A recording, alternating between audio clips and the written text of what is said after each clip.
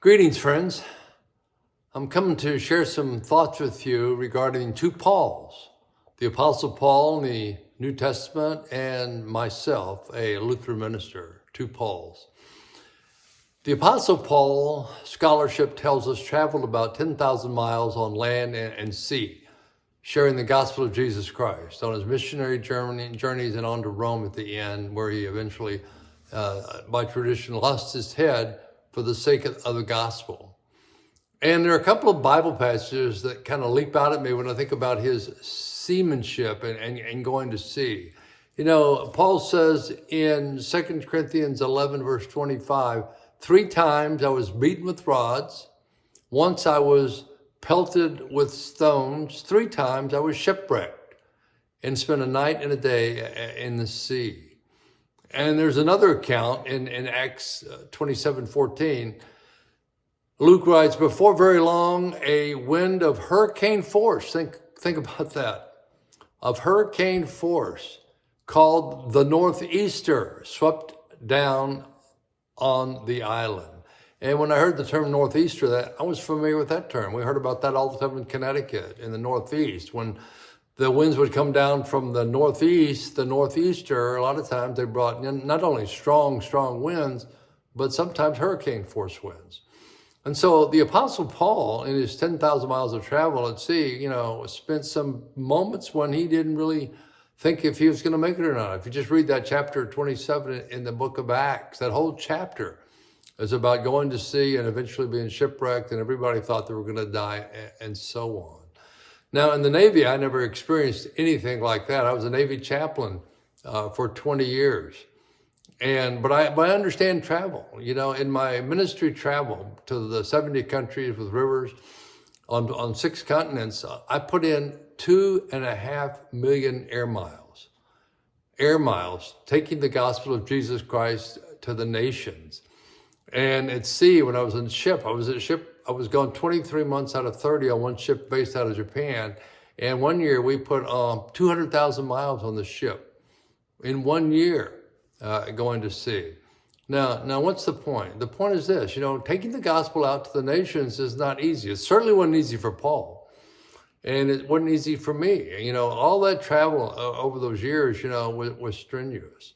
But I was thinking about the Navy, and I was thinking about the Apostle Paul, and I was thinking about, all the ship stories in the Bible, starting back with Noah and the flood, and then and building that ark, and Jonah and the whale. There's sea stories throughout the Bible.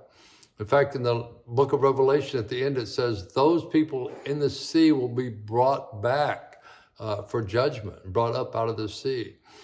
And, this is on October 13th is the 250th anniversary of the founding of the U.S. Continental Navy, which is part of what I served in for 20 years, the Continental Navy.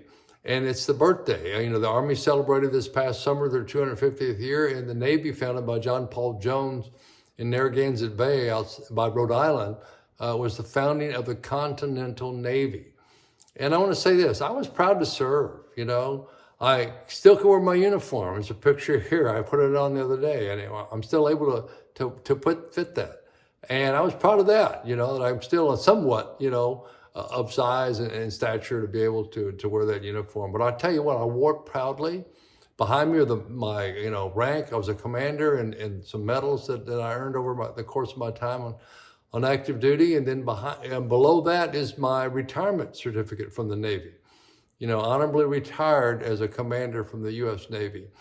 But whether I was in the Navy serving the Lord or in a parish in Connecticut for 28 years or now the last 8 years in Texas, my mission has been one thing and one thing alone: share the gospel of Jesus Christ to people, the lost. And that's what Paul did. Paul, went on that 10,000-mile junket, most of it by foot or some by sea, but he did it because he was sharing the gospel of Jesus Christ. And that's what I'm believing to do. To share every week when I put these videos out, is for one reason: to share Jesus Christ crucified and risen, because I believe, as Paul writes in first chapter of Romans, the gospel is the power of God unto salvation.